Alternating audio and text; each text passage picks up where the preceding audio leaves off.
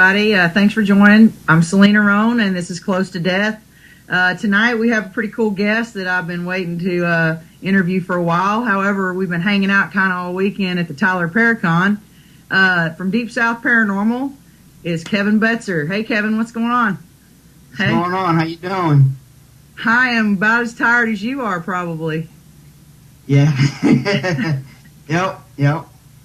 So, let me, everybody kind of, some people know of Deep South Paranormal and some people kind of don't get sci-fi. So, can you kind of tell them a little bit about the show and fill them in?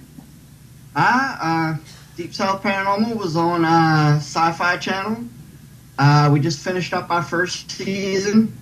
It was myself, Hart, Randy, Benny, John, Keith, and Callie.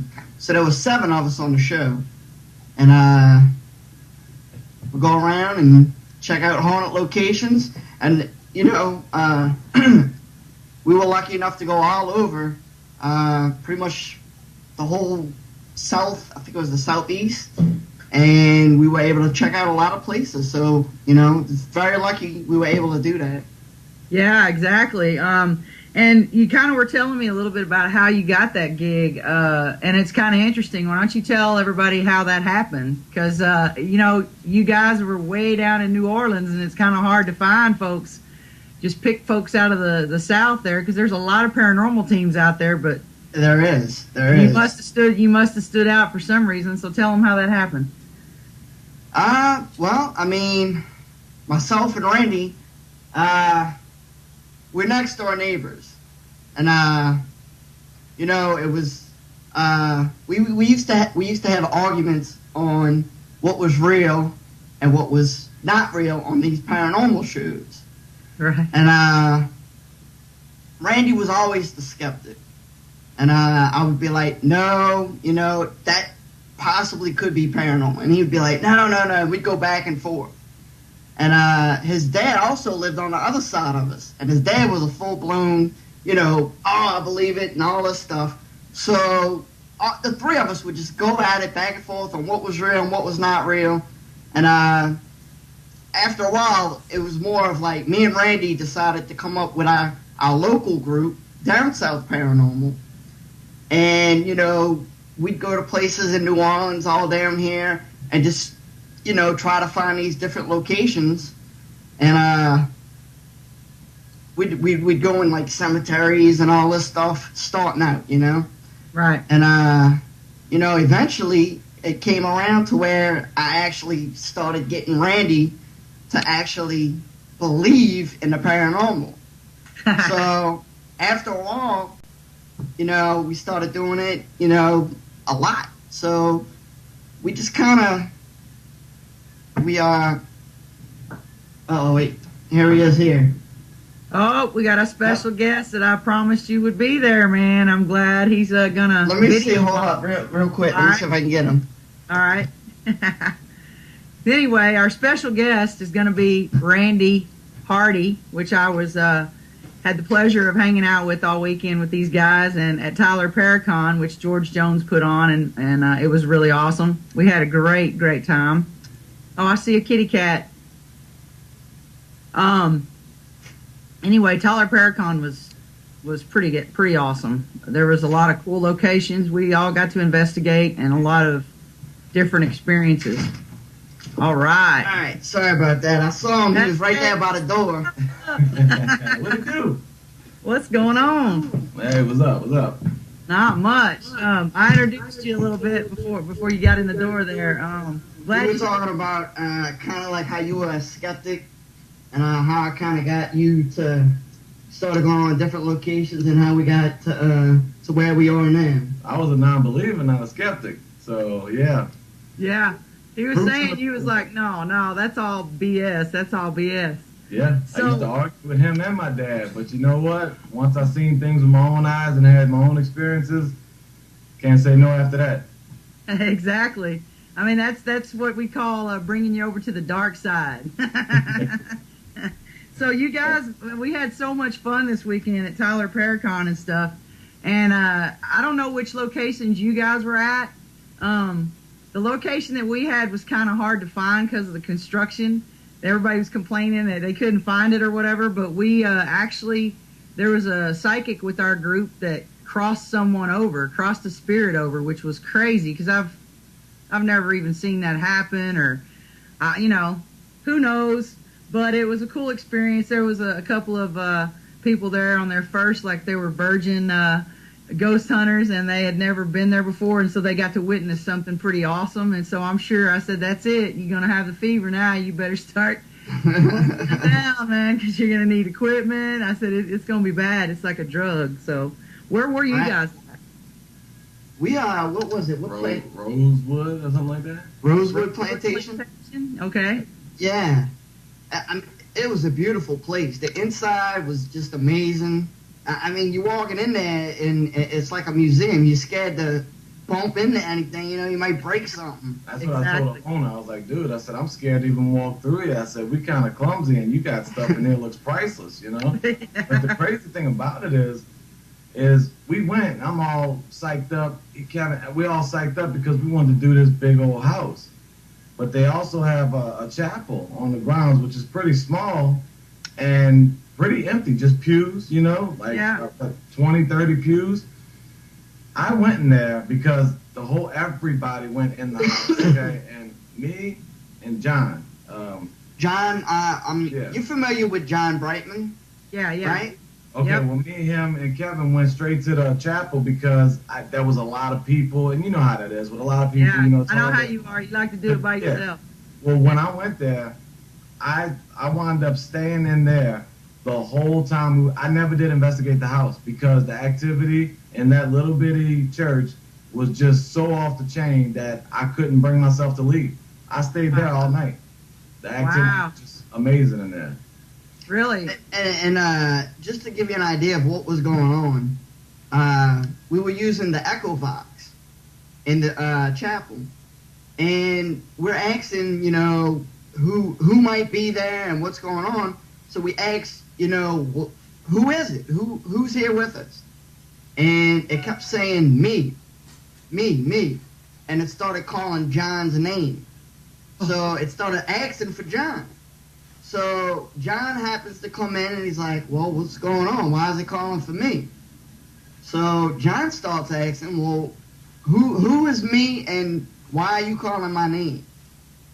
And what happened? He says he kept at. He said, all right, who's calling me? And it said me. And he's like, okay, who is me? And then he said, well, who's calling me? And it said me again. He's like, all right, well, who is me? Because this is direct answers. This isn't taking a while. This is right after he's asking. It's pretty direct. And he asked, who is me again? And it said Dad. And he's like, okay. He's like, all right, really? All right, now settle down. All right, who is this again? And he asked again, and directly again it said Dad. He broke into tears. And we didn't know what was going on. We didn't know why. He walked out. Yeah. He walked out, and we just kind of standing there. What's going on, well, I went outside to talk to him. His dad just passed away 2 months ago. Oh, and dang.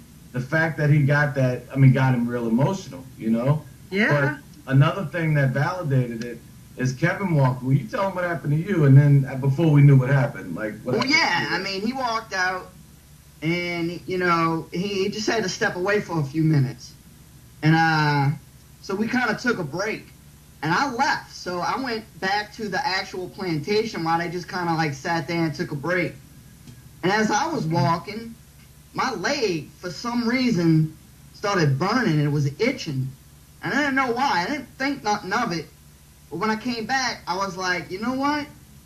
I don't know if this has anything to do with anything, but I'm going to ask John anyway. Because it was right after that. Because it was right after. So I go to John. I'm like, John, I don't know if this has to do with anything with the paranormal or with your situation, but when I was walking off, my leg started burning and it was itching.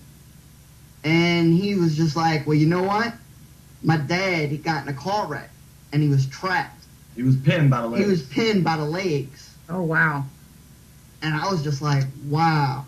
So that kind of, it kind of validated what was going on, So it was a pretty active night over there. Oh, yeah. So the first time, that's, because you and Randy kind of say that you can't really feel like what I can feel. Like if I pick up on emotions, you normally don't do that. Well, you actually picked up on a physical something, and that doesn't mean you're an empath or whatever, but you picked up on something physical to tie that. That was the first time that has ever happened to me. I mean, I'm not a sensitive, I'm not a psychic, I don't get any of that.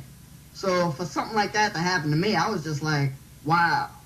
That was pretty intense. Makes you want to come to Texas a little bit more, don't it? Check some of this out. Yeah, hey, I'd be more than welcome to come back out there. That was a great night. Especially when something like that is directly linked to what just happened, Right. Yeah.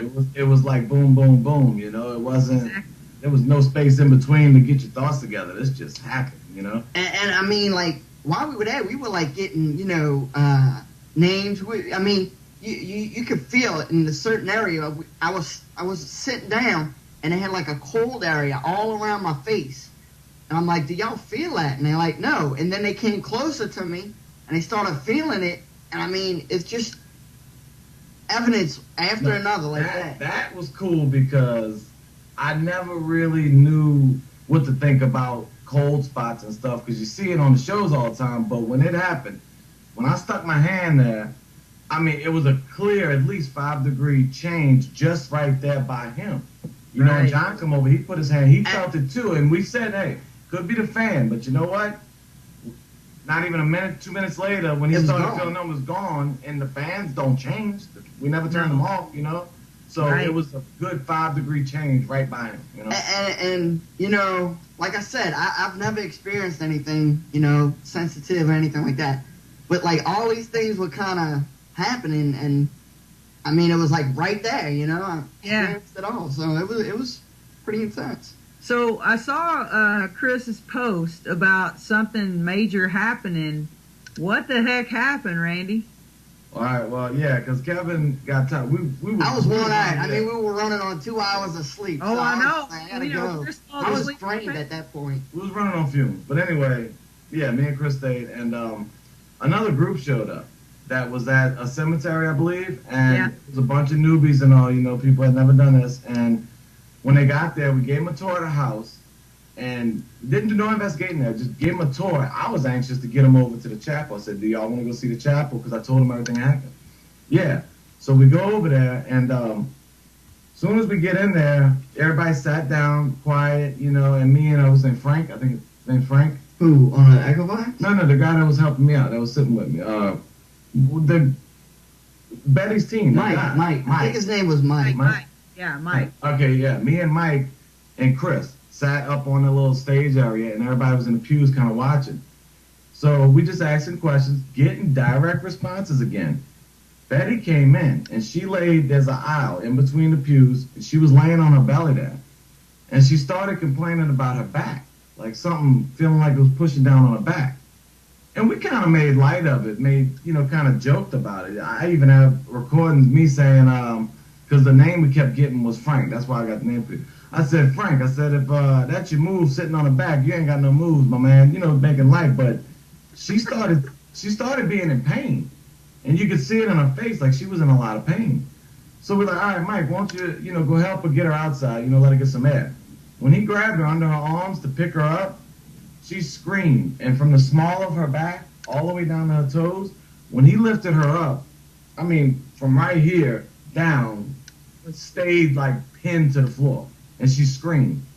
And then she really started freaking out, saying, something is on me, something. I mean, she's crying, freaking out. It took Mike and Chris to get over there and actually get her up off the floor and walk her out of the place. And when they did... Didn't you get didn't y'all ask? Or Chris asked? Yeah, that's what I'm getting to. Oh, okay. And when they walked her out, but before that, when she was on the floor, Chris said, can you get off of her?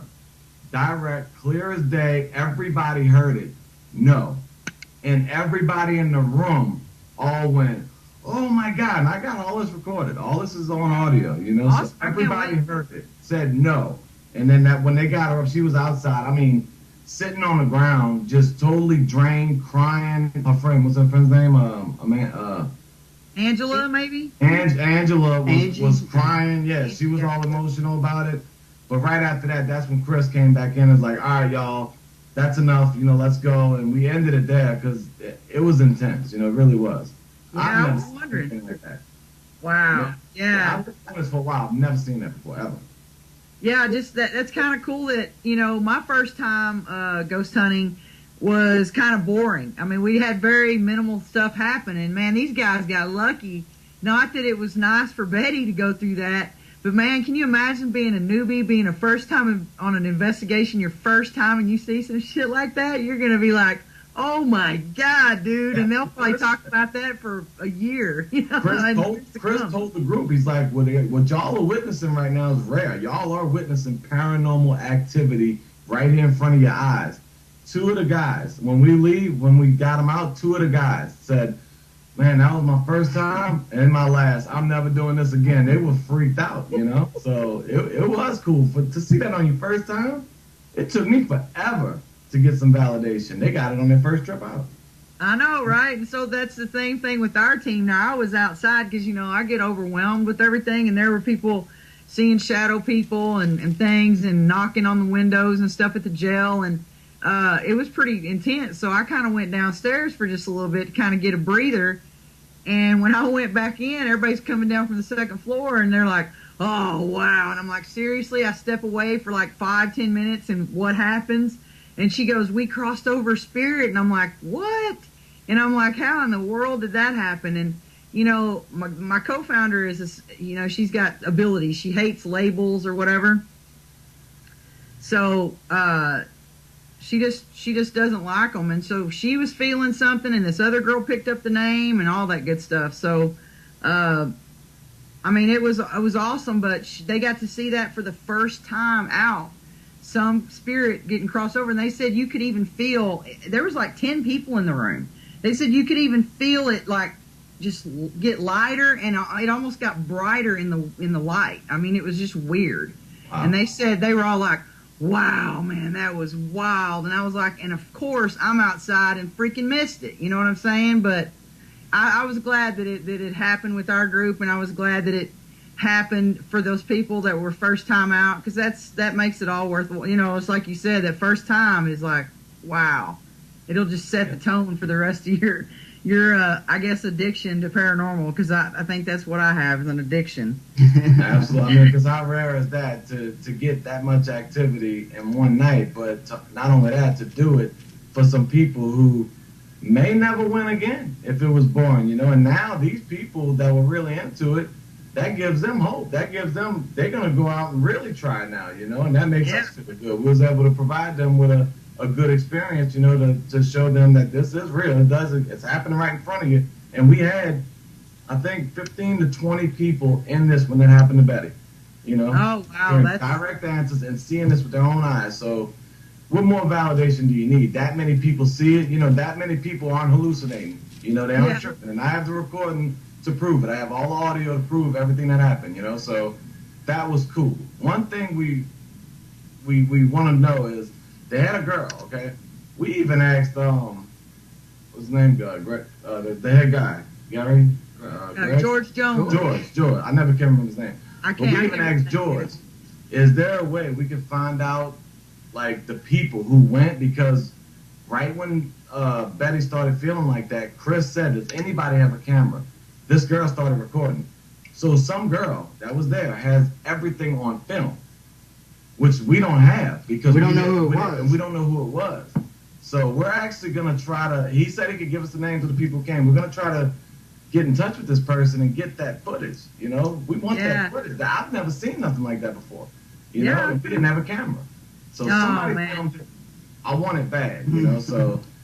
No, we're going to try to track her down and find that, and get that footage, Well, I'm sure if we post on our walls and stuff, she's probably going to be following all of us, because, we pretty much had a good time the whole weekend. They should have known we were going to be trouble sitting next to each other and our vendor tables, They didn't know. They know now. Right. They know now.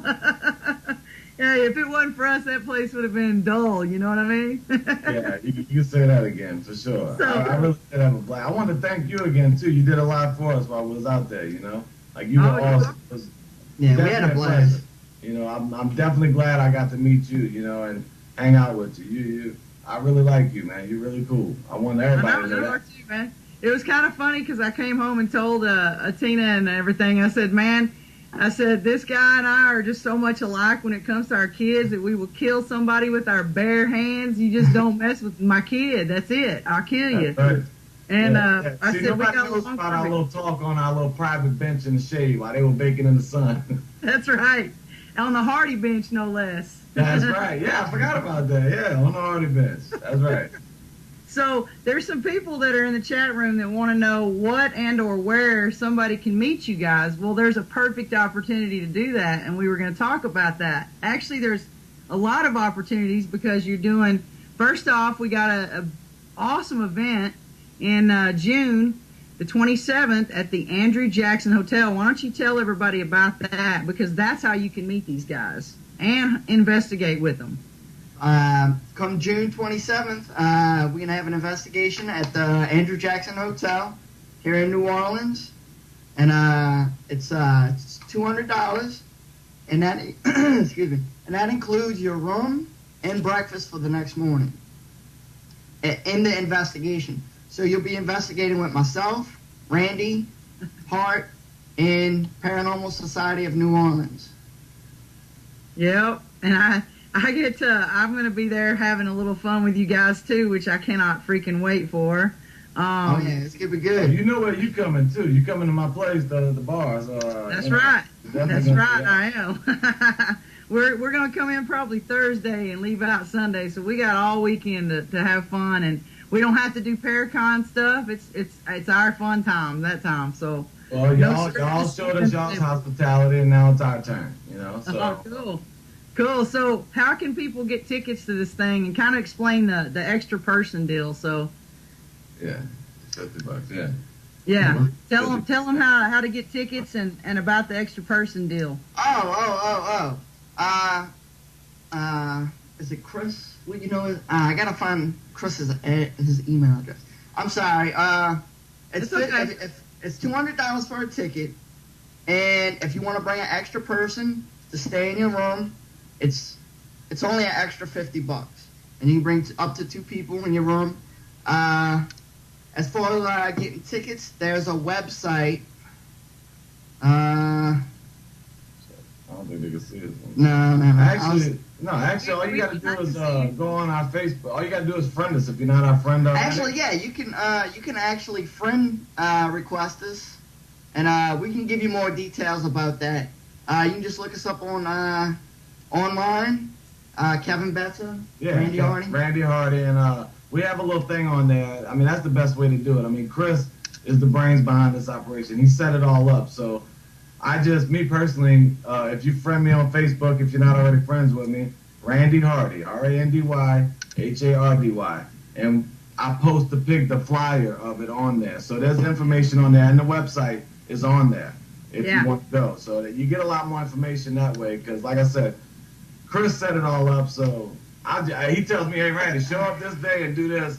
That's what I do. Yeah. Well, I mean, I'd like that. I just don't have the information right in front of me right now. But yeah, I mean, you just contact us. We'll get the information for you, and we'll show you exactly what you need to do. So it's no problem.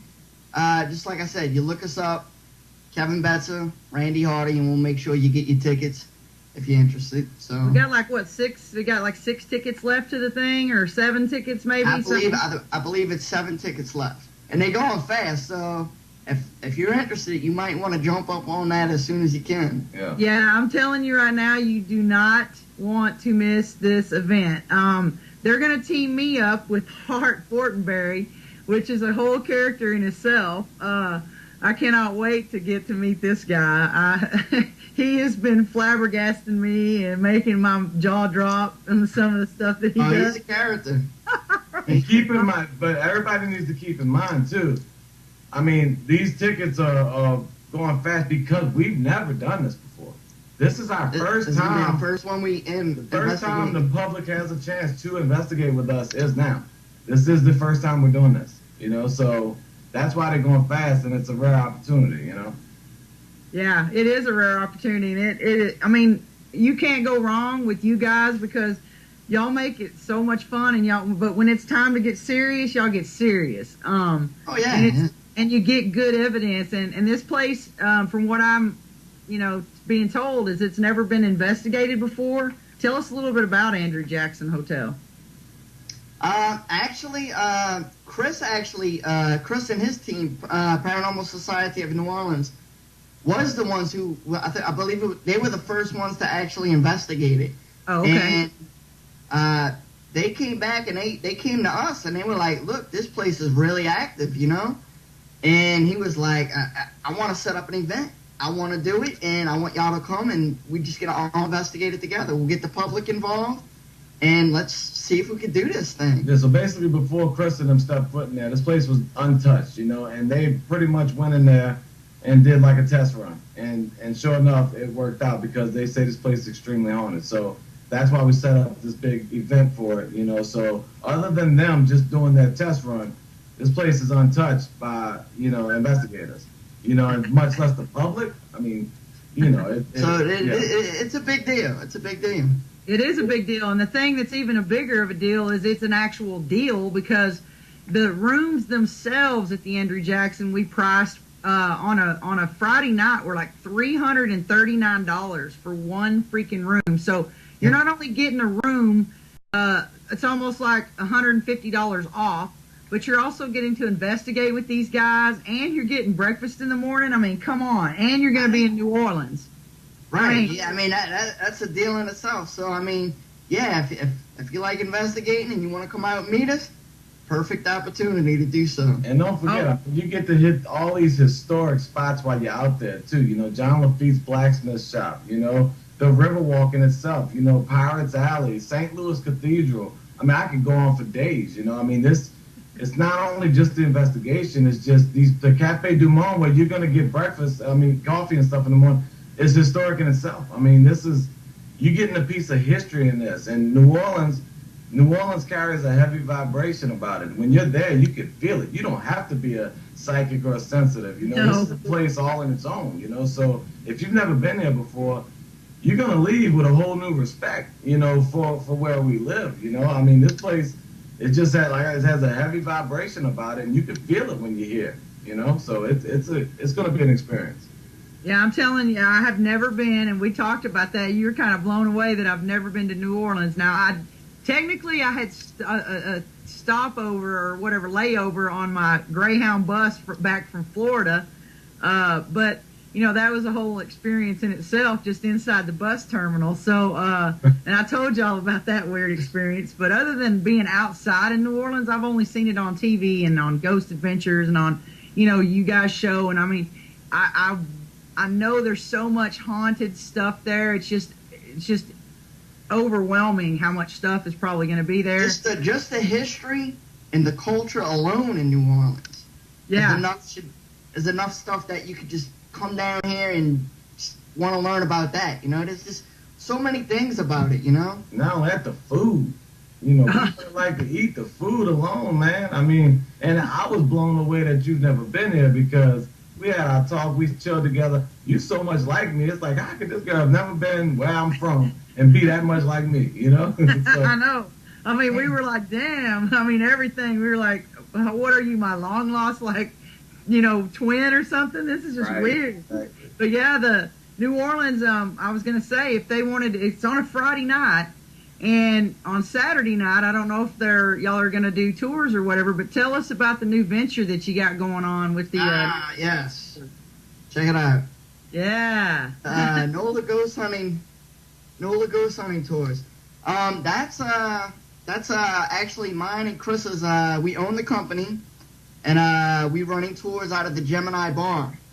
And the story behind the Gemini Bar is back in the early 70s, somebody lit it on fire. They're killing 32 people inside. Now, we investigated it a few times.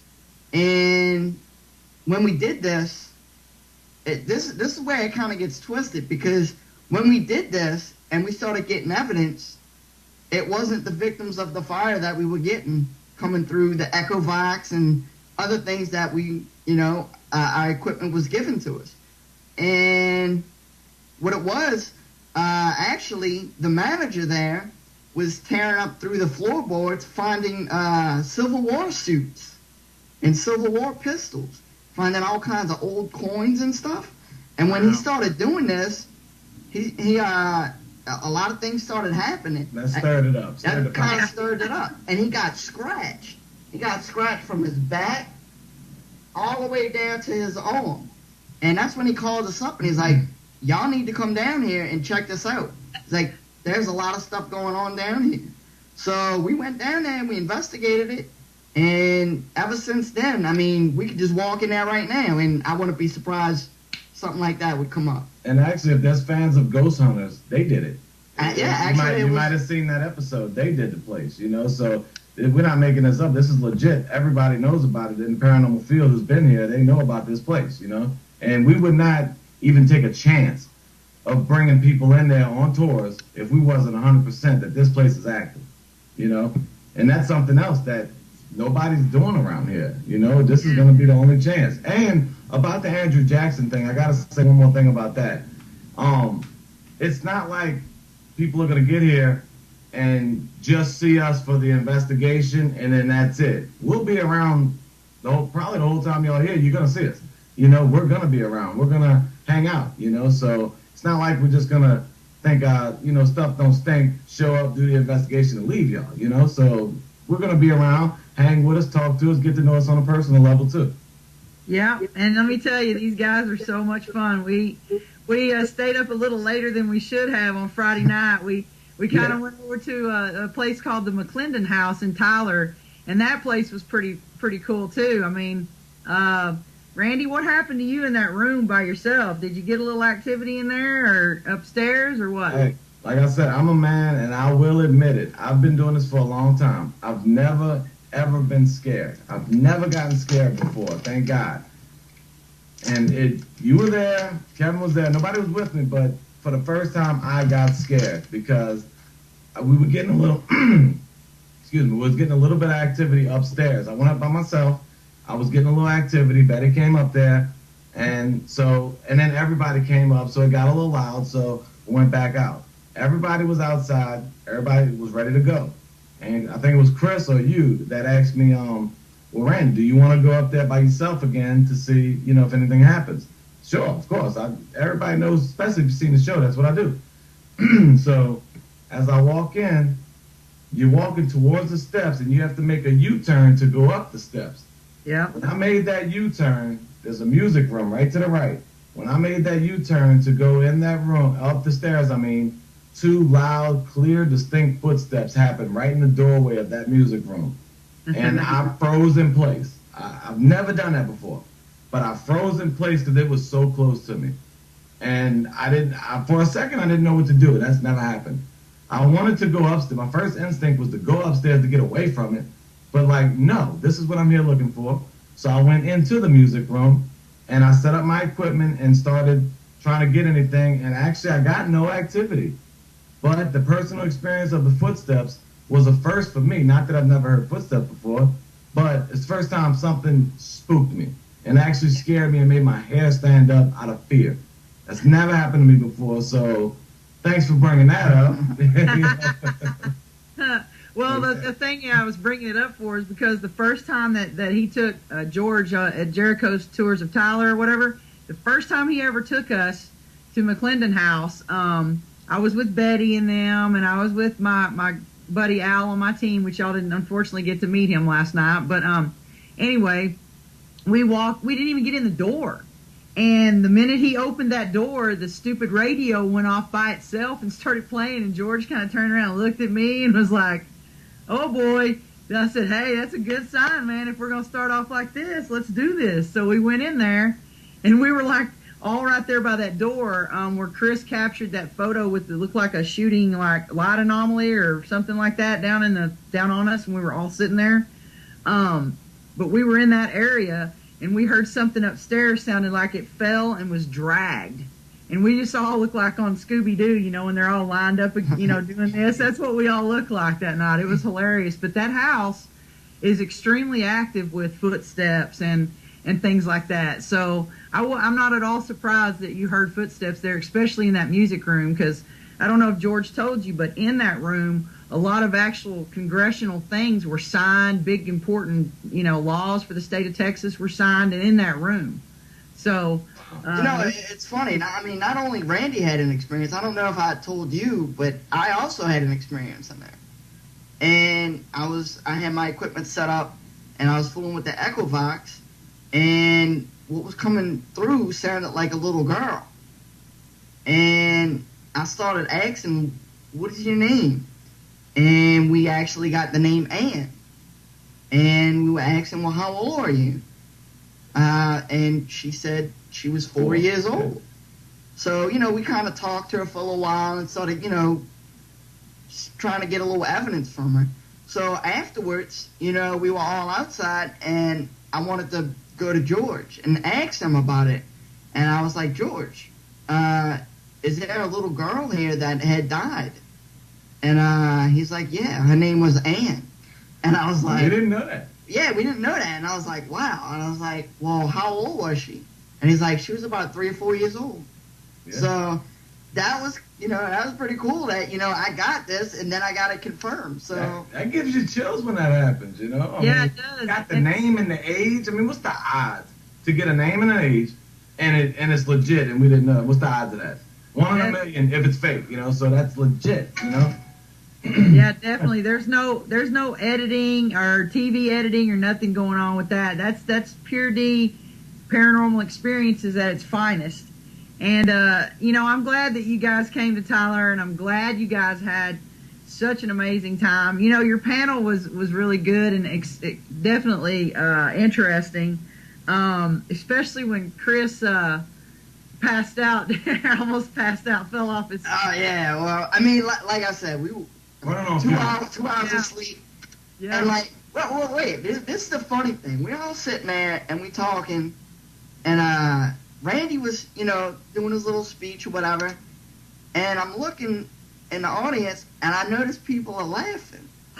I'm like, what are these people laughing at? I thought maybe my fly was down or something. I'm like, booger hanging out or something. And then I just happened to turn my head, and I look over, and I see Chris like this.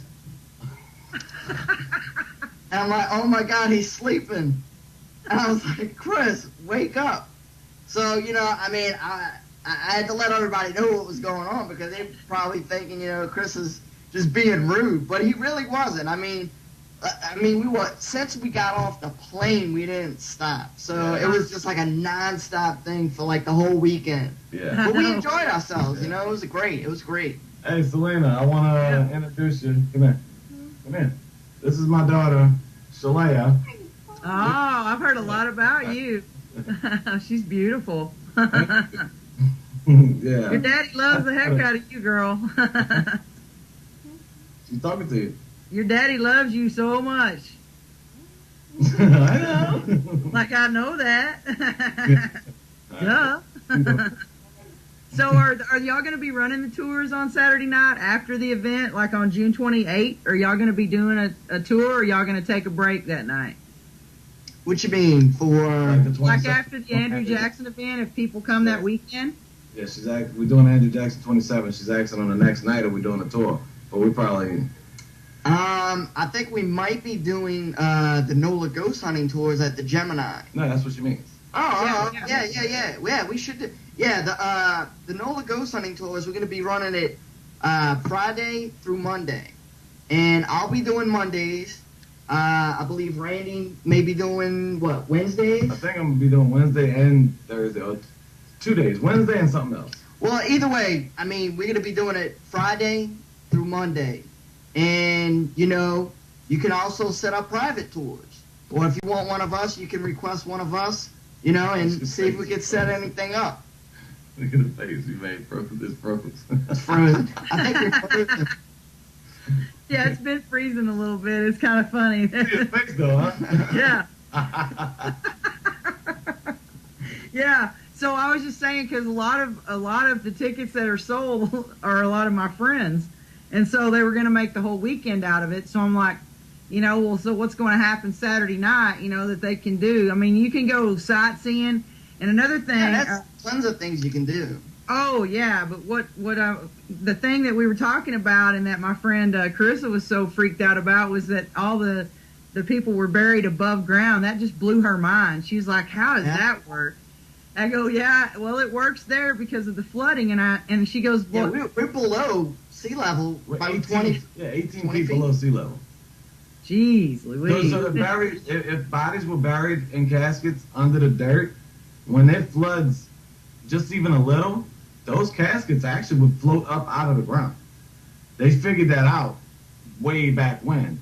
The thing about our above ground cemeteries is they're beautiful. I showed you pictures, but to see them with your own eyes, to walk through, that's something everybody has to do. And I'd like to bring y'all to my favorite one. I'd like to show y'all, you know, especially what I was telling you about. Yeah. Lafayette #1, beautiful. One of our oldest ones. Actually, me and Randy, we went in there. I believe I was saying that on the panel about what happened. Yeah, when I climbed into it was broken up. There was nothing in there. Yeah. So we just crawled in and we started doing EVP sessions in there. And got the one that said "Leave now." Yeah, we were asking. Randy was in there. He's like, "Well, I said, if you want me to leave, tell me to leave." And as I'm saying my last word, "leave," it starts. It says, "Leave now."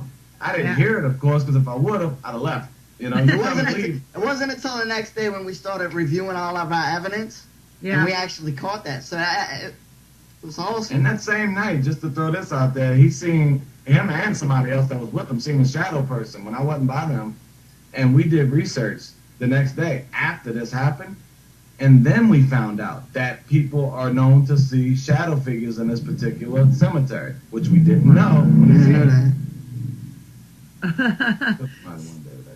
So when we go to the Jumani Lounge or whatever, what is this where the little girl is down in the basement? Is that the location that?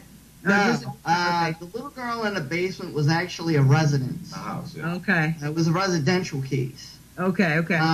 Yeah, it was a residential on St. Charles. Yeah, the Gemini is the one where the club in the 70s was one way in, one way out upstairs, okay? And it was an upstairs lounge, but there was one way in, one way out, which was up this small hallway with stairs. So when he poured that gas and lit that fire, there was no way out, and the windows were barred. You know, because it was 2 stories. They didn't want people getting drunk and committing suicide, so which trapped them in there. You know, that trapped the people in there that burned them all. We seen pictures with people hanging out of these barred windows charged. You know, it was bad. I mean, it was pretty gruesome. It was bad. It was really bad. Thing that you kind of told me about was that it was homosexual. It was gay men. It was a gay men bar. You know, it was a gay bar, and actually, I think it was the first gay church on the 3rd floor. Yeah. So yeah. And the thing is that story didn't get out as much as it should have. It did not get the recognition it should have. Because back then it was frowned upon. You know that. Yeah. Back then it wasn't widely accepted as it is today. So that's I wish it was a little more widely accepted today, but we're getting there. We're a lot further than we were a long time ago. 70s. You know, that story would be out today if it happened, it'd be a huge deal. Back then they swept it under the rug and just left it alone. You know, which is a shame. That's a shame. So a lot of those people didn't have closure, you know? Yeah. And you know what, that's one place when Chris and you guys were telling me about that I've been wanting to go now really bad, because I think me being gay, I can probably relate. They can probably relate to me, and we might get some really cool stuff coming out of there. I think that would be a great idea when you come down. I was going to bring my cousin, you know, who's gay, but it didn't work out. He wound up going out of town for a job or something, but so that's still yet to be done. You're going to be, you know, our first one, and I hope they can connect with you, because that makes for better investigation and evidence for me and you, you know, for us. Yeah, it does. I mean, and that's exact. So speaking of evidence, what is your best piece of evidence that each of you have gotten? I know they're probably going to be different, but which one is? Go ahead, Kevin. Tell me what your favorite piece of evidence was. Honestly, I think last night was probably one of the best. I mean, just the validation and the way I felt, you know, it was just so it was emotional, and you know, it was all happening all at once. So I mean, I would have to say that was probably one of the craziest nights that I had was out in Texas. You know. So, Awesome. That makes us feel good. What about you, Randy? Mine, last night was crazy, but I'm not gonna give the same answer. Actually, it was that EVP because that was the one that said leave now in that tune, because that's what made me believe it. That was the first legit evidence I've ever gotten. And because it was my first, of course, that sticks with me. But Right. it was at Holt Cemetery, which is the only cemetery in New Orleans that people are buried below ground. And I got scratched down my back there when me and Kevin was there investigating. That is my. we were out there. It's a poor man's cemetery. Yeah, people with no family or And whatever get buried there. There's a lot of voodoo. There's a lot of voodoo down there. And if you're walking through the graveyards, you see like the voodoo dolls, and you see a lot of voodoo stuff on the ground where we were standing. They had like a circle with stones on it, and And the voodoo doll on the tree. and they had voodoo dolls in the tree. So we were thinking this was probably like a ceremonial place for the voodoo. And I was standing trying to fool with the digital recorder. Randy had the camera. I'm just filming him. I wasn't doing anything. He was filming me. I'm getting, the stuff set up. And all of a sudden he's like, my back's burning. What the hell's going on? Well, I know. Remember, actually, I jumped up and I asked him, is there like a spider or something on me? Because it didn't feel like it just felt like a pat, like a little pat. So I thought something, a bug, there's trees and stuff. I thought something jumped on me or something, a bug or something hit me. And I don't like spiders. I'm scared to death of spiders. I have too. Oh my God. All right, so I turned around, and the first thing I do, is there a spider on me or something, is there a bug on me? He said no, so I left it alone. He starts doing the EVP session, and this is 5 minutes later. It just it started to burn and burn, and it felt like it was on fire. I just cut him off in the middle of his door. I said, Kevin, my back is on fire, like it's burning. So I was like, give me the camera. I grabbed the camera. I was like, turn around. We lifted up his shirt. He had 4 scratch marks going all down his back. Yeah, and he said, you got scratches on your back. Of course, my first thing was bullshit. I ain't got no scratches on my back. He took my camera and took a picture of it. We still have those pictures somewhere. And where these scratches are, he had to touch it. I couldn't even touch it with either one of my hands. Right in the middle when you're in the shower, you can't get that part of your back. Yeah, oh yeah. That's where they were. 4 of them right down my back, and that freaked me out a little bit, I mean, here I am recording him, and he's standing in the voodoo circle. I get scratched. Like, go scratch him. It might have been a protective circle. I was protected. Yeah, who knows? But that really opened my eyes to, hey, this stuff is not all, sweet. It's not all sweet sugar, there's some dark moments too. Yeah. So that was my most, memorable piece.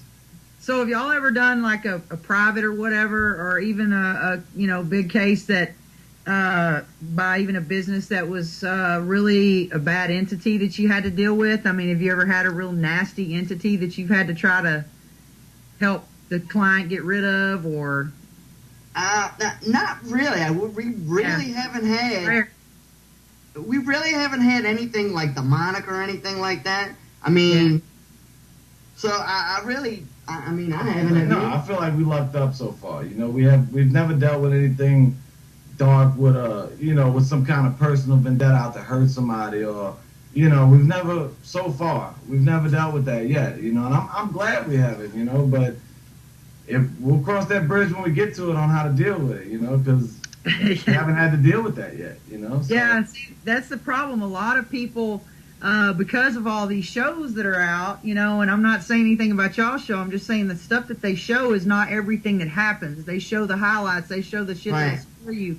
And then people go out and they stir this shit up thinking that they're investigators, and they don't know how to. Sometimes you can't wash this stuff off with soap and water. This stuff sometimes attaches to you. You really need. They always go to demonic though. They always say, "Oh God, I've got a demon in my house," right. And normally it's just maybe their loved one trying to tell them something, or maybe pass on some sort of message. And these days they always go to it's demonic, it's evil, yeah. And it's not. That's another thing. When you do an investigation, do your research, look and find out the history behind it, Yeah. And when you find your history, you go out there and try to think logical, why is this happening? What's going on? What's making this happen, So always keep that in your head to try to think logical. Not only that, you need to protect yourself and be respectful. That's what most people need to know. Be respectful. Yeah, on the show,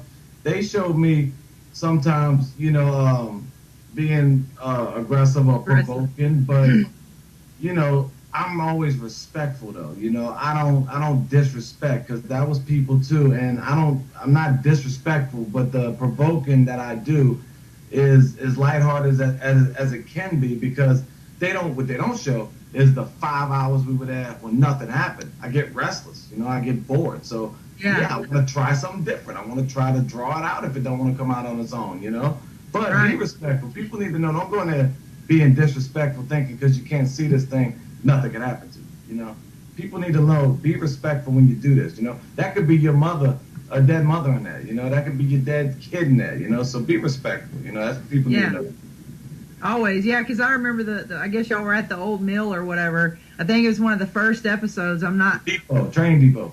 Yeah, Train Depot, and they showed you going, "Come out here," and they, hitting the stick and stuff, and I was like, I guarantee you that ain't happening all the time. And some people, like when the ghost show started, there was a few on there that would scream and yell and stuff like that, and people didn't understand sometimes why they did that. And me working with them, I kind of got to know why they would do that. I mean, not that I always agreed with it, the approach or the words that were used, but the reasoning behind the yelling was to shake out any residual EVPs, anything imprinted in the environment, and it did help. But I also found that it's not always necessary. Error cues like music of that time, trigger objects, things that you don't have to scream and try to get your point across, because Penny, my co-founder, always says when you start yelling, they're not deaf, they're just dead. Right. I got negative attention for that. And the reason I did that, it was boring, but right before that happened, I'm not trying to defend myself. I do it sometimes, I'll be the first to say it, but we was there for a long time, and I don't know if you noticed, but right before that happened, I got down in this hole that was in the floor, and they had a big board right above me, which Kevin spotted. We couldn't see in there, it was dark. That was shaking.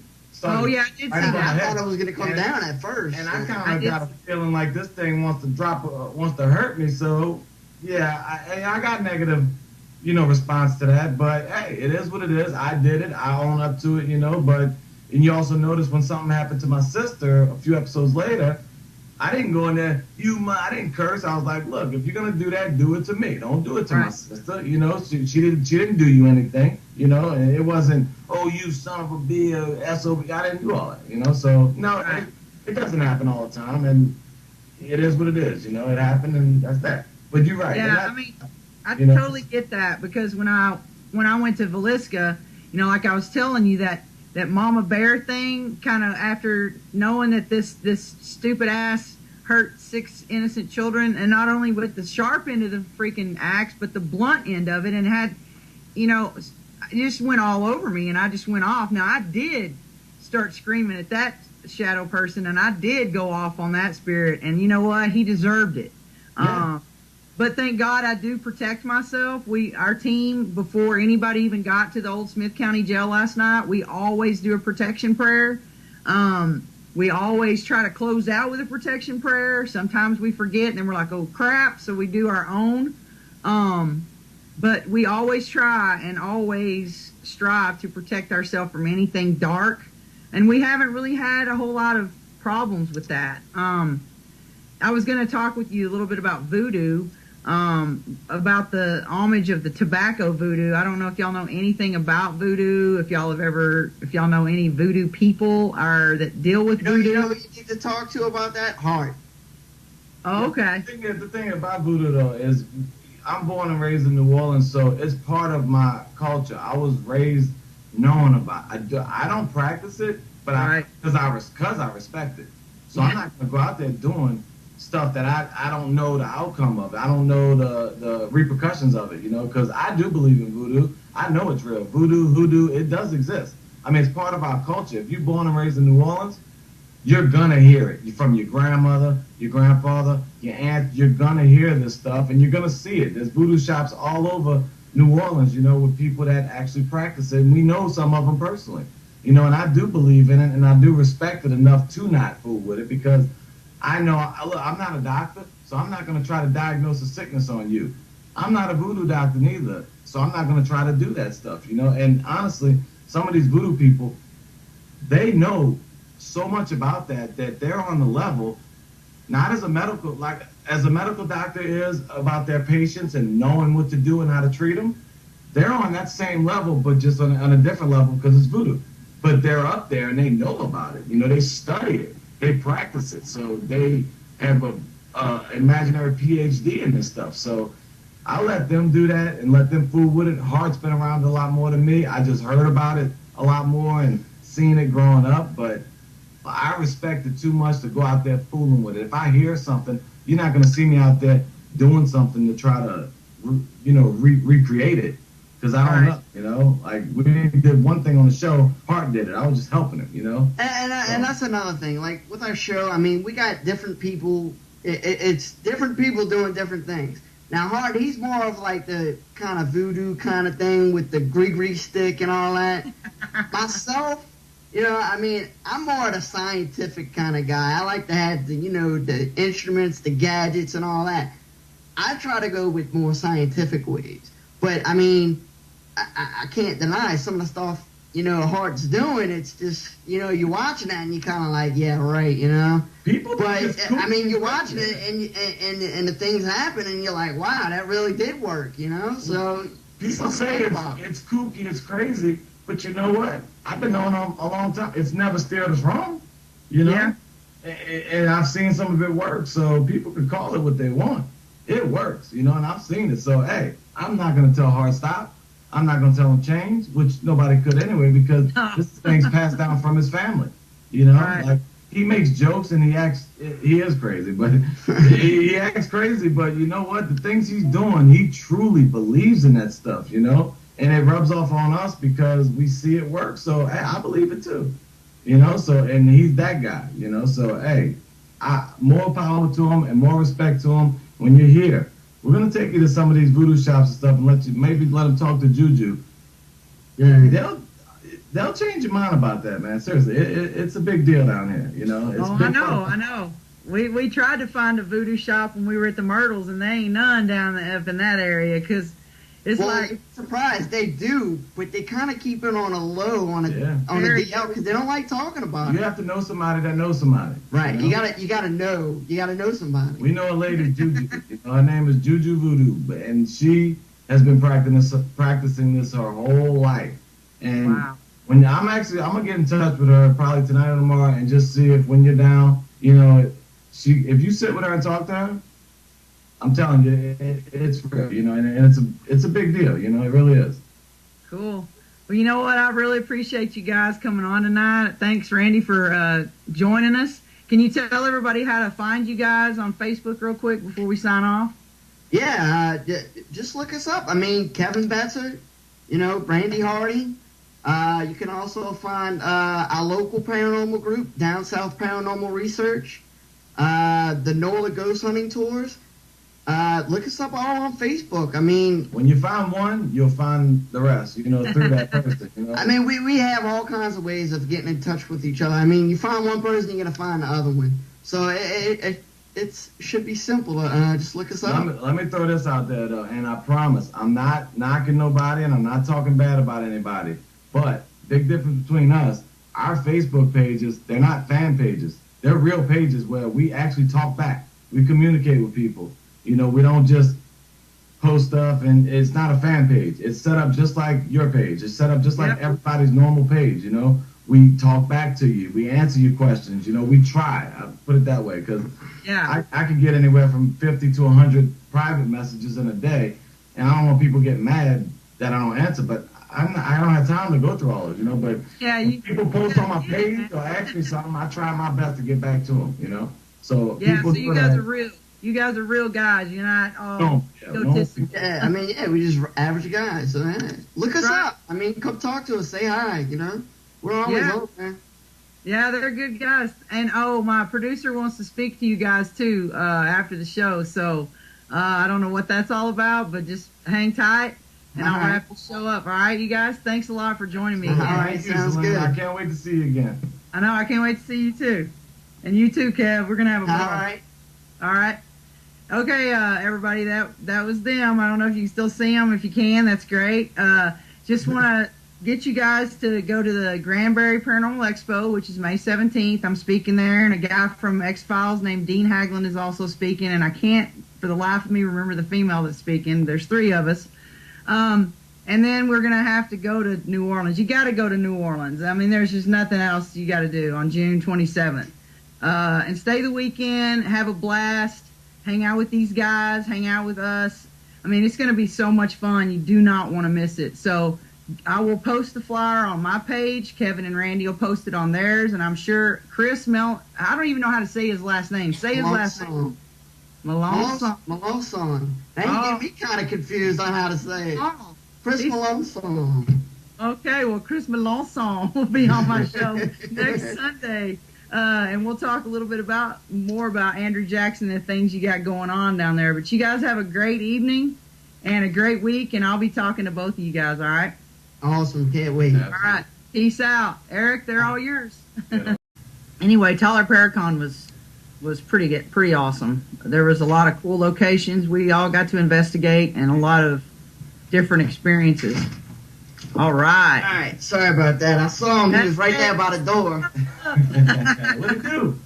What's going on? Hey, what's up? What's up?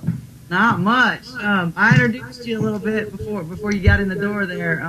We were talking about kind of like how you were a skeptic and how I kind of got you to start going on different locations and how we got to where we are now. I was a non-believer, not a skeptic. So yeah. Yeah. He was saying, he was like, no, that's all BS. That's all BS. Yeah, So- I used to argue with him and my dad, but you know what? Once I seen things with my own eyes and had my own experiences, can't say no after that. Exactly. I mean, that's what we call bringing you over to the dark side. So you guys, we had so much fun this weekend at Tyler Paracon and stuff. And I don't know which locations you guys were at. The location that we had was kind of hard to find because of the construction. Everybody was complaining that they couldn't find it or whatever. But we there was a psychic with our group that crossed a spirit over, which was crazy because I've never even seen that happen, or who knows. But it was a cool experience. Randy, Benny, John, Keith, and Callie. So there was 7 of us on the show. And we'll go around and check out haunted locations. And, we were lucky enough to go all over pretty much the whole south, I think it was the southeast. And we were able to check out a lot of places. So, it's very lucky we were able to do that. Yeah, exactly. And you kind of were telling me a little bit about how you got that gig, and it's kind of interesting. Why don't you tell everybody how that happened? Because, you guys were way down in New Orleans, and it's kind of hard to find folks. Just pick folks out of the South there, because there's a lot of paranormal teams out there, but There is. you must have stood out for some reason, so tell them how that happened. Well, I mean, myself and Randy, we're next door neighbors, and it was we used to have arguments on what was real and what was not real on these paranormal shows, Right. and Randy was always the skeptic, and I would be like, no, that possibly could be paranormal, and he would be like, no, we'd go back and forth. And his dad also lived on the other side of us. And his dad...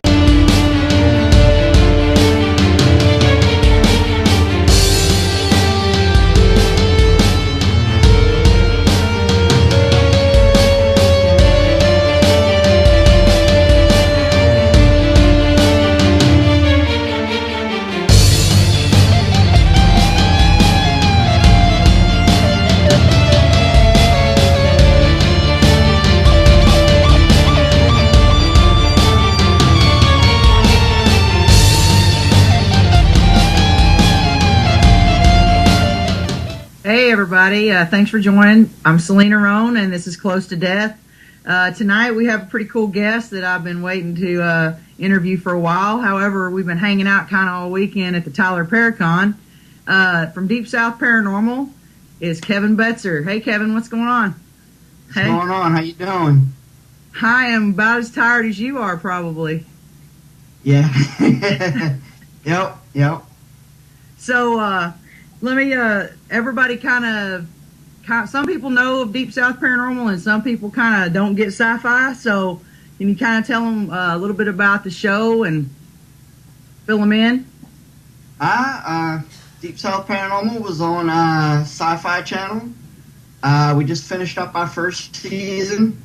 It was myself, Hart. It was a full-blown, I believe it and all this stuff. So the three of us would just go at it back and forth on what was real and what was not real.